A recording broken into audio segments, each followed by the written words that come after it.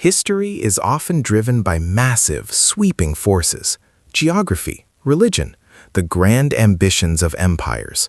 But sometimes, the entire trajectory of the world is violently altered by a single, terrifyingly random coincidence. In January of 1848, the United States and Mexico were locked in the agonizing final stages of peace negotiations. The Mexican-American War was over, and American diplomats were drafting the Treaty of Guadalupe Hidalgo, preparing to finalize the transfer of 500,000 square miles of Mexican territory to the United States. Among that territory was the remote, sparsely populated province of Alta California. At that exact moment, American politicians in Washington, D.C. believed they had plenty of time. Yes, they knew that acquiring this massive new Western empire was going to trigger a vicious political fight over whether slavery would be allowed to expand into it. But California was thousands of miles away. It was separated from the rest of the country by impassable deserts and towering mountain ranges. It took months to get there. Politicians assumed it would take decades, perhaps half a century, for California to gain enough white population to even apply for statehood. They believed they had years to kick the can down the road, to argue, to compromise, and to slowly figure out the slavery question. They were wrong. They didn't have decades. They didn't even have months. On January 24, 1848, exactly 9 days before the Treaty of Guadalupe Hidalgo was signed, a carpenter named James W. Marshall was building a sawmill for John Sutter on the South Fork of the American River, near the foothills of the Sierra Nevada. Looking into the freezing water of the tail race, Marshall saw something shining. He reached into the freezing water and pulled out a flake of gold about the size of a dried pea. He bit it. It deformed, but didn't break. Marshall rode back to the fort, walked into John Sutter's office, locked the door, and placed the gold on the table. Sutter, terrified of what this meant for his agricultural empire, desperately tried to keep it a secret. But you cannot keep a secret that can make a man a king overnight. The news leaked, and the moment it reached the East Coast, the timeline of American history completely collapsed. The discovery of gold triggered the greatest mass migration in the history of the Western Hemisphere. It was an event of such staggering magnitude that it defied all rational expectation.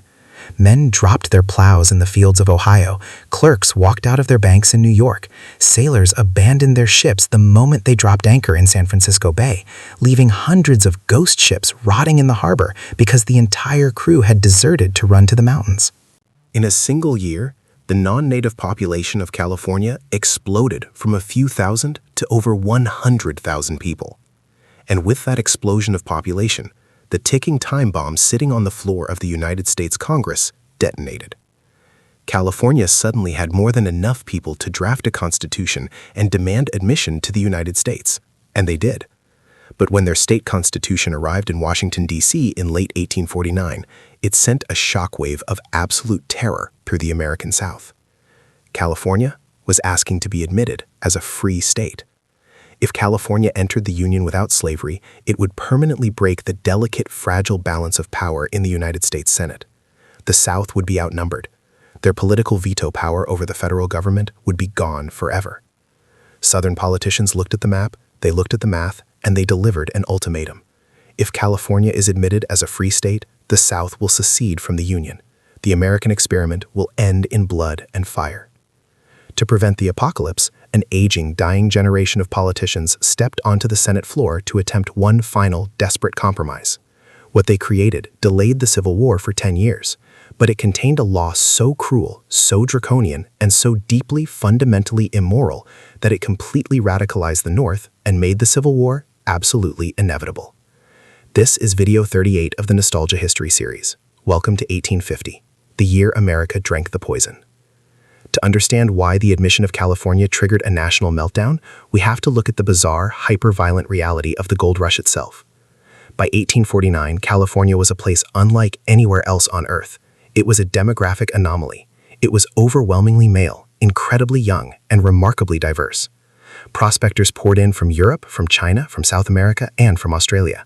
But the majority were white Americans, and they brought their deepest prejudices and their fierce economic anxieties with them into the goldfields. When the miners in California gathered in Monterey in 1849 to write a state constitution, they voted unanimously to ban slavery. Now, we need to be incredibly clear about why they did this. It was not because these rough frontier prospectors were progressive, moral abolitionists who believed in racial equality. It was precisely the opposite. The white miners in California voted to ban slavery because they were terrified of economic competition.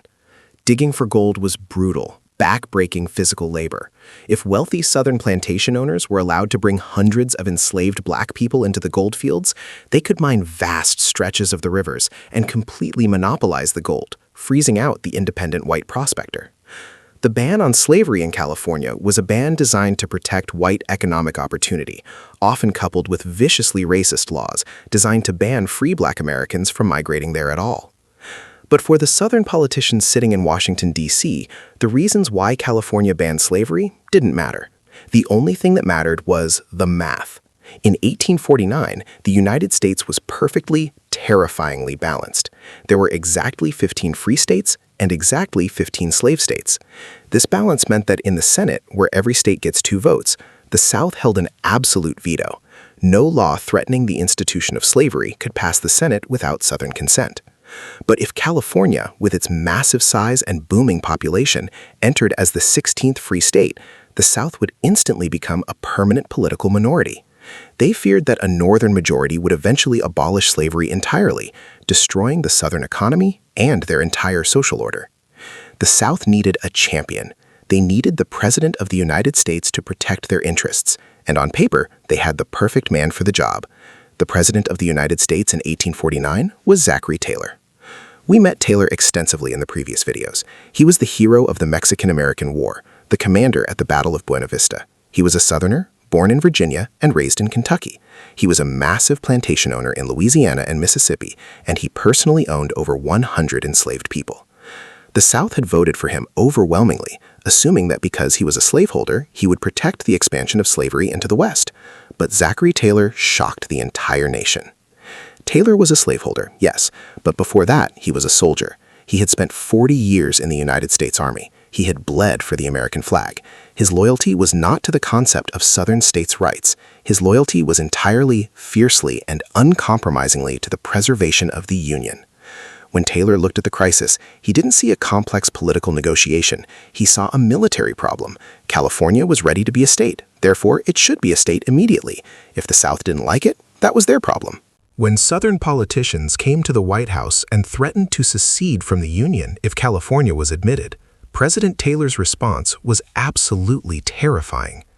Taylor, a man who had literally just finished conquering a neighboring country, looked his fellow Southerners in the eye and told them that if any state attempted to secede, he would personally lead the United States Army into the South.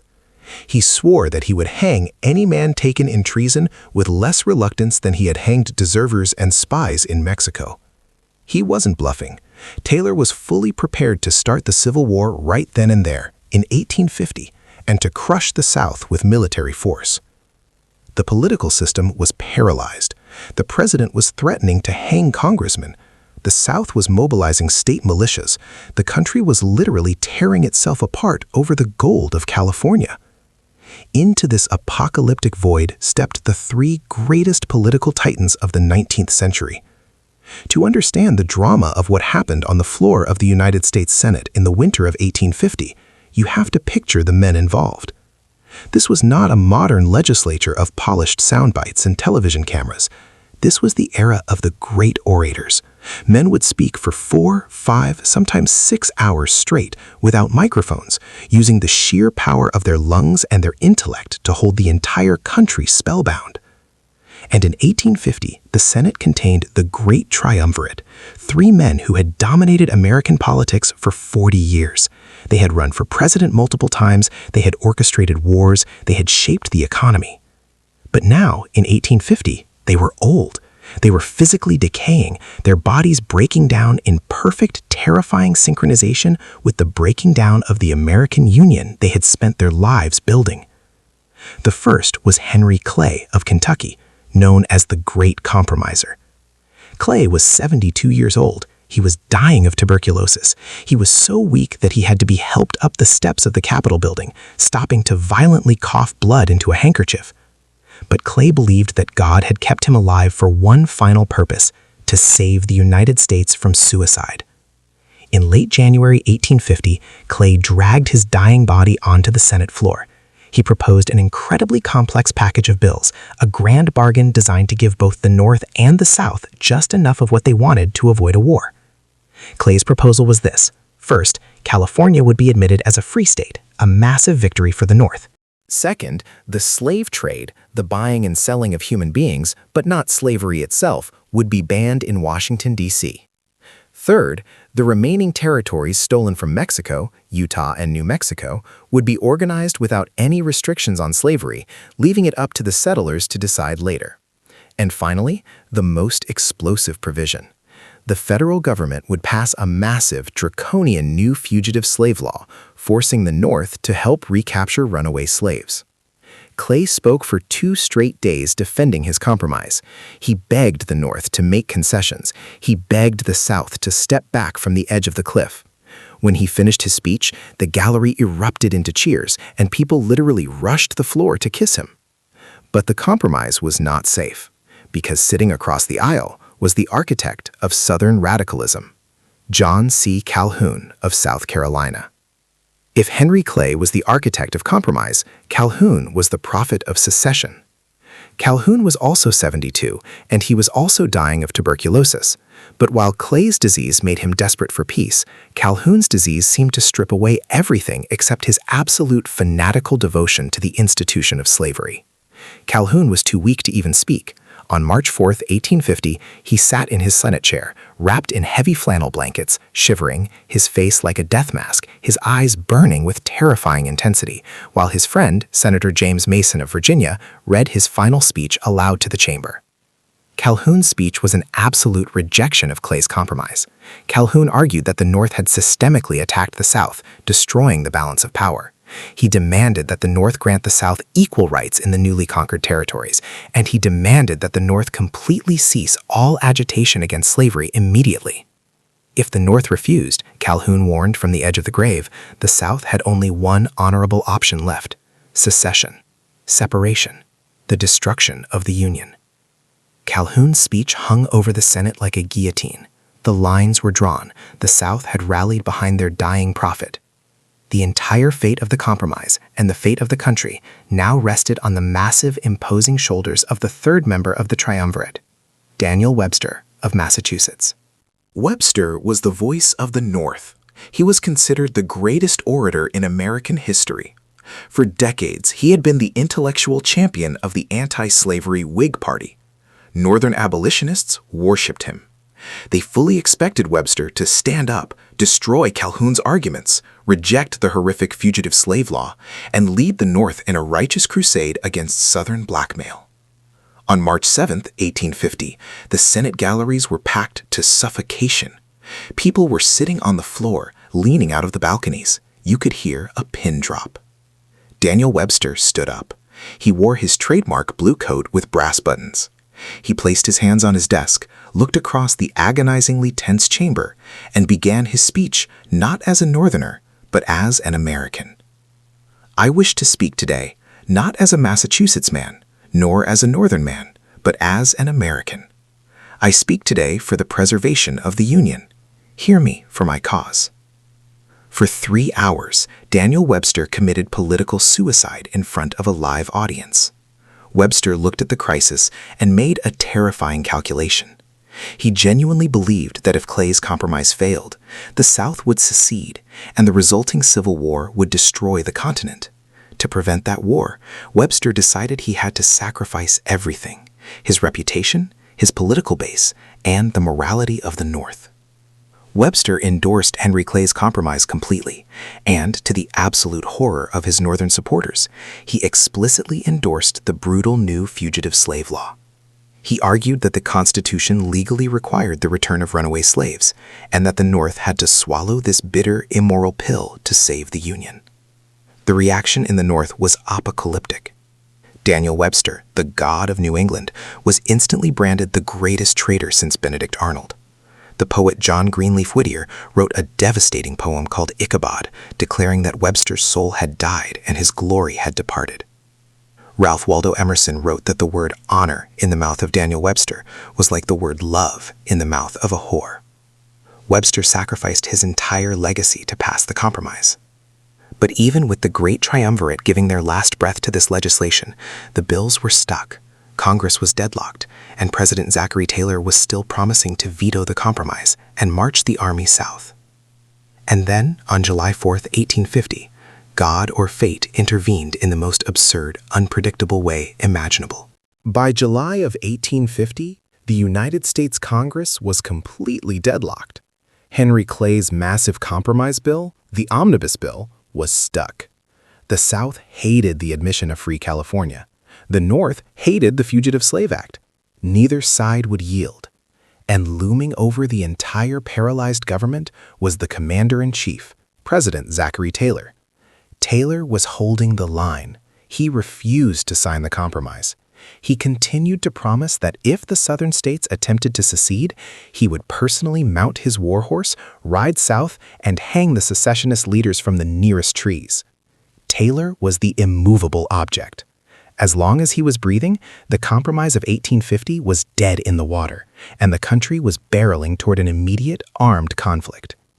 And then, a bizarre, almost unbelievable twist of medical fate completely changed the course of American history.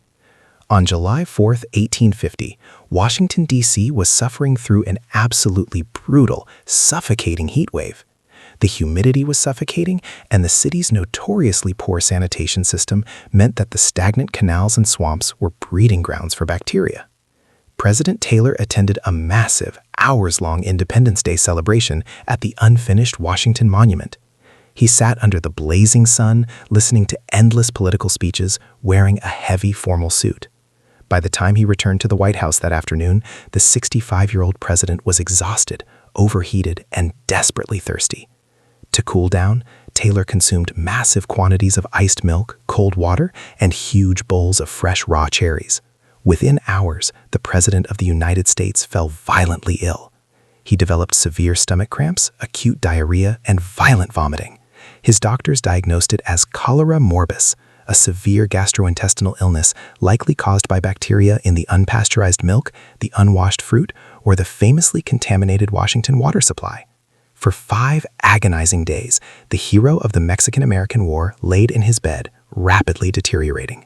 The medical treatments of 1850, which included bleeding, blistering, and doses of opium and calomel, likely only accelerated his decline. On the evening of July 9, 1850, Zachary Taylor looked at his grieving family and his cabinet, whispered, "I am about to die. I expect the summons soon. I have endeavored to discharge all my official duties faithfully," and passed away. The sudden death of the president shocked the nation, but for the architects of the compromise, it completely altered the political chessboard. The vice president, Millard Fillmore of New York, was immediately sworn in as the 13th president of the United States. Fillmore was a Northern Whig, but unlike Taylor, he was not a fighter. Fillmore was a career politician, deeply terrified of a civil war, and fundamentally sympathetic to the idea of compromise. Most importantly, Fillmore secretly supported Henry Clay's bill. The immovable object was gone. But Henry Clay's bill was still hopelessly stuck in the Senate because he had packaged it all together. No senator could vote for the entire package without voting for something their constituents hated. To get the compromise across the finish line, it would require the tactical genius of a man who would soon become one of the most powerful and controversial figures in American history. Enter Stephen A. Douglas, the Democratic senator from Illinois. Douglas was known as the Little Giant. He was a force of absolute political nature, brilliant, ruthless, incredibly pragmatic, and driven by a burning ambition to eventually become president. Douglas looked at Henry Clay's failing omnibus bill and realized the fatal flaw. Clay had tried to force everyone to swallow the entire compromise at once. A Northern senator couldn't vote for it because it included the Fugitive Slave Act. A Southern senator couldn't vote for it because it included a free California. Douglas realized the solution was simple, but required masterful political engineering. He took Clay's massive bill and smashed it into 5 separate pieces. Instead of one massive vote, Douglas orchestrated 5 separate votes. He used brilliant shifting coalitions to pass each piece individually. When it came time to vote to admit California as a free state, Douglas rallied all the northern senators, added a few border state moderates, and passed it over furious southern objections. When it came time to pass the Fugitive Slave Act, Douglas rallied all the southern senators, added a few northern moderates who were terrified of secession, and passed it over furious northern objections. He played the Senate like a maestro conducting a symphony of competing hatreds. By September of 1850, Douglas's strategy had succeeded flawlessly. President Millard Fillmore eagerly signed all 5 bills into law. The Compromise of 1850 was officially complete. In Washington, D.C., there was absolute euphoria. Politicians threw massive drunken parties in the streets. They lit bonfires. They genuinely believed they had permanently solved the slavery crisis. They believed they had saved the Union. But outside the political bubble of Washington, the reality of what they had just signed was beginning to set in. To get the South to agree to a free California, the North had agreed to a law that would bring the absolute, terrifying violence of the Southern slave system directly into the streets of northern cities. The Fugitive Slave Act of 1850 is arguably the most draconian, terrifying, and morally catastrophic piece of legislation ever passed by the United States Congress. To understand why this law made the Civil War inevitable, you have to understand exactly how it was designed to work. It was not just a legal mechanism for returning runaway slaves.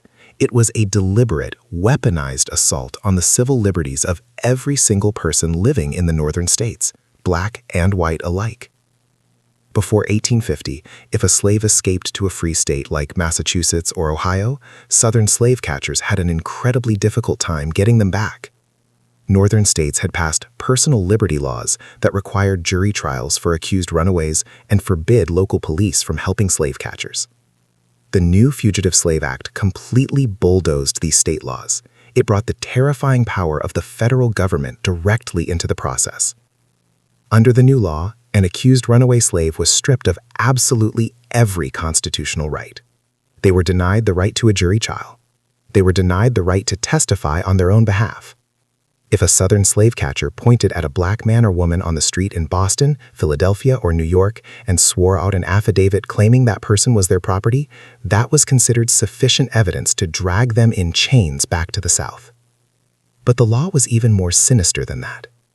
The fate of the accused was decided by a newly created federal commissioner, and the law contained a provision of blatant, legalized bribery. If the federal commissioner ruled in favor of the enslaved person and set them free, the commissioner was paid exactly $5. But if the commissioner ruled in favor of the slave catcher and sent the accused into lifetime bondage, the commissioner was paid $10. The federal government literally paid judges double to condemn human beings to slavery. The impact on the free black communities of the North was apocalyptic. There were tens of thousands of free black Americans living in northern cities. Many had been born free. Many had escaped slavery decades earlier, bought homes, started businesses, and raised families. Overnight, they were thrust into a state of absolute daily terror. Because the law required no proof other than a slave catcher's word, completely innocent, legally free black men, women, and children were suddenly kidnapped off the streets of northern cities, hauled before a corrupt federal commissioner, silenced by law, and shipped into the nightmare of Southern slavery. Entire black communities in the North panicked. Thousands of black Americans realized that there was no longer any safe ground anywhere within the borders of the United States. The only safety lay under the flag of the British Empire. Within months of the law passing, an estimated 20,000 black Americans abandoned their homes, businesses, and lives in the North and fled across the border into Canada. But the Fugitive Slave Act didn't just terrorize black Americans. It was explicitly designed to force white Northerners to become complicit in the slave system. The law contained a deeply insidious provision. Federal marshals were legally empowered to deputize any ordinary citizen on the street to help capture a suspected runaway. If a federal marshal pointed at you and ordered you to help him tackle a fleeing man, and you refused, you were guilty of a federal crime. You could be fined $1,000, an astronomical sum in 1850, and sentenced to 6 months in federal prison. For decades, many white Northerners had tried to ignore the issue of slavery. They viewed it as a Southern problem, a distant reality that didn't affect their daily lives. The Fugitive Slave Act violently shattered that illusion. It brought the brutality of slavery directly to their doorsteps.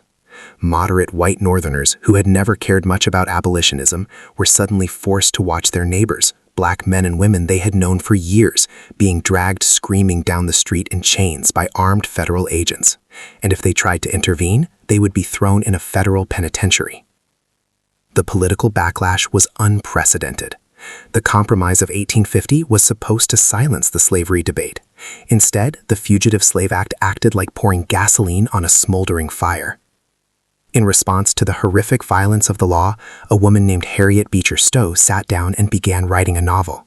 She wanted to force the North to look at the sheer, unvarnished inhumanity of the slave system they were now legally required to support. That novel was Uncle Tom's Cabin. It would become the best-selling book of the 19th century, second only to the Bible. It would completely radicalize a generation of Northerners, turning millions of moderate citizens into fierce, uncompromising abolitionists. Henry Clay, Daniel Webster, and John C. Calhoun all died within a few years of the Compromise of 1850. They went to their graves believing they had steered the ship of state through the storm. But they had not saved the Union. They had only guaranteed that when the war finally came, it would be a war of absolute, unyielding annihilation. By forcing the North to enforce slavery, the South destroyed the only thing protecting them, Northern apathy. The Compromise of 1850 was the point of no return. The politicians in Washington, D.C. had passed the Fugitive Slave Act on paper, but paper does not bleed.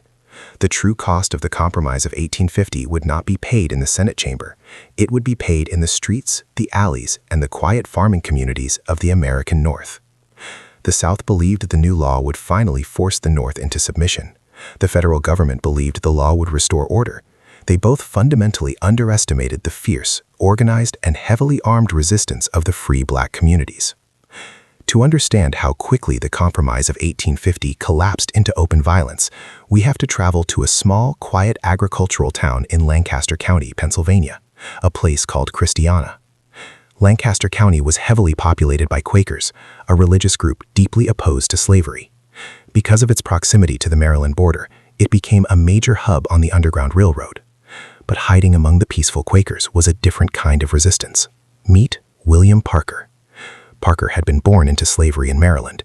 He had endured horrific beatings, watched his mother be sold away, and finally, as a young man, fought back against his enslaver and escaped across the border into Pennsylvania. Parker settled in Christiana, but he did not live in hiding. He knew that slave catchers routinely crossed the border to kidnap black people, so William Parker organized a black self-defense militia. They armed themselves with muskets, pistols, corn cutters, and heavy clubs. They swore an oath that no black person, free or runaway, would be taken from their community without a fight to the death. In September of 1851, exactly 1 year after the Fugitive Slave Act was passed, William Parker's oath was put to the ultimate test. A wealthy Maryland slave owner named Edward Gorsuch realized that 4 young men who had escaped his plantation were hiding in Christiana. Gorsuch was a proud man who believed slavery was ordained by God. Armed with the absolute power of the new Federal Fugitive Slave Act, Gorsuch secured federal warrants and hired a United States Deputy Marshal, Henry Klein, to go to Pennsylvania and forcibly take his property back. On the foggy, damp morning of September 11, 1851, Gorsuch, his son, the federal marshal, and a heavily armed posse arrived at the 2-story stone farmhouse of William Parker. The federal marshal banged on the door and announced that he was acting under the absolute authority of the United States government. He demanded the immediate surrender of the 4 men hiding inside. William Parker opened the 2nd-story window and looked down at the armed posse. He refused. What followed was a deeply surreal, terrifying standoff. Edward Gorsuch, standing in the yard, quoted the Bible, shouting, "A servant is not greater than his master." William Parker, leaning out the window, quoted the Bible right back, shouting, "Render unto Caesar the things that are Caesar's, and unto God the things that are God's." When the federal marshal threatened to burn the house down, Parker's wife, Eliza, walked to the window and blew a massive blast on a tin horn. It was the militia's alarm signal. Within minutes, the hills around the farmhouse were swarming. Between 50 and 100 heavily armed black men and women emerged from the woods and the cornfields, completely surrounding the federal posse. Marshal Klein, terrified of the massive crowd, tried to back down, but Edward Gorsuch refused to retreat. He declared he would have his property or he would have his death. Gorsuch raised his pistol and fired. The yard erupted into absolute chaos. The black militia returned fire. In a matter of seconds, the standoff turned into a slaughter. Edward Gorsuch was shot multiple times and beaten to death in the dirt. His son was severely wounded. The United States Federal Marshal and the rest of the posse completely abandoned their mission, broke ranks, and fled for their lives into the cornfields. The Christiana riot was over in minutes, but the political shockwave it generated tore the United States apart. When news of the shootout reached the South, there was absolute hysteria. A white slave owner had been murdered by a black militia while trying to execute federal law, and the federal government had failed to protect him. Southern politicians demanded blood. They demanded that President Millard Fillmore drop the hammer of the United States military on Pennsylvania. President Fillmore, desperate to prove to the South that the Compromise of 1850 was still functioning, ordered the U.S. Marines into Christiana. They arrested dozens of people. But Fillmore didn't charge them with murder or rioting. Because they had fired on a federal marshal executing a federal law, the United States government charged 41 people, 38 black men and 3 white Quaker bystanders, with high treason against the United States. It was the largest treason trial in American history. The trial took place in Philadelphia, and it became an absolute circus. The prosecution, directed by the president's own cabinet, tried to prove that the black farmers of Christiana had waged a coordinated, premeditated war against the United States government. But the Northern jury refused to buy it. Thaddeus Stevens, a brilliant, fiercely abolitionist lawyer who would later lead the radical Republicans during the Civil War, defended the accused. He made a mockery of the prosecution's claim that a few farmers blowing a tin horn constituted a war against the United States. The jury deliberated for just 15 minutes. They acquitted the first defendant completely. Realizing they could not get a conviction in a northern court, the federal government dropped all the remaining charges. William Parker, the man who had organized the resistance, was never even caught. With the help of the Underground Railroad, he successfully escaped across the border into Canada, out of the reach of the Fugitive Slave Act forever. For the North, the Christiana acquittals were a massive victory against a tyrannical law. But for the South, Christiana was the ultimate terrifying proof of a broken promise. The South had agreed to give up California based entirely on the promise that the federal government would enforce the Fugitive Slave Act. Now, they had watched Northern juries completely nullify that law. The Southern politicians looked at Christiana and concluded, the North will never honor the compromise. We cannot trust them. We are no longer sharing a country. We are sharing a cage. By 1852, the great architects of the compromise were gone. John C. Calhoun had died coughing up blood just weeks after his final speech. Henry Clay died in 1852, begging the country to remain peaceful. Daniel Webster died shortly after, a man destroyed by his own desperate attempt to save the Union. They had bought the United States 10 years of agonizing, bloody delay. But the country they left behind was fundamentally changed. The Compromise of 1850 destroyed the political center of America. Before 1850, it was possible for politicians to be moderate on the issue of slavery. They could argue about tariffs, about banks, about infrastructure. The Fugitive Slave Act made moderation mathematically and morally impossible. You could not be a moderate when federal marshals were dragging screaming women down the streets of your city. The political parties began to collapse under the strain. The Whig Party, the party of Henry Clay and Abraham Lincoln, was completely shattered by the compromise, splitting into a northern anti-slavery wing and a southern pro-slavery wing before dissolving entirely. The psychological fracture was absolute. The North viewed the South as a tyrannical, aggressive slave power conspiring to destroy American civil liberties. The South viewed the North as a hypocritical, radical mob intent on destroying the Southern economy and inciting violent slave rebellions. The poison that Ralph Waldo Emerson predicted had fully entered the bloodstream of the Republic. The Compromise of 1850 was supposed to be the final settlement. The politicians in Washington swore they would never discuss slavery again. They declared the issue closed forever. And it might have stayed closed for a few more years, if not for one man's massive ambition and the unstoppable march of American industrialization. Senator Stephen A. Douglas, the little giant who had brilliantly engineered the Compromise of 1850, wanted to build a transcontinental railroad connecting Chicago to the new goldfields of California. To build that train, the tracks had to go through the unorganized territories of the Great Plains. To organize those territories, Douglas had to propose a new bill in Congress. And in a moment of catastrophic political miscalculation, Douglas decided to let the people moving into those new territories vote on whether they wanted slavery or not.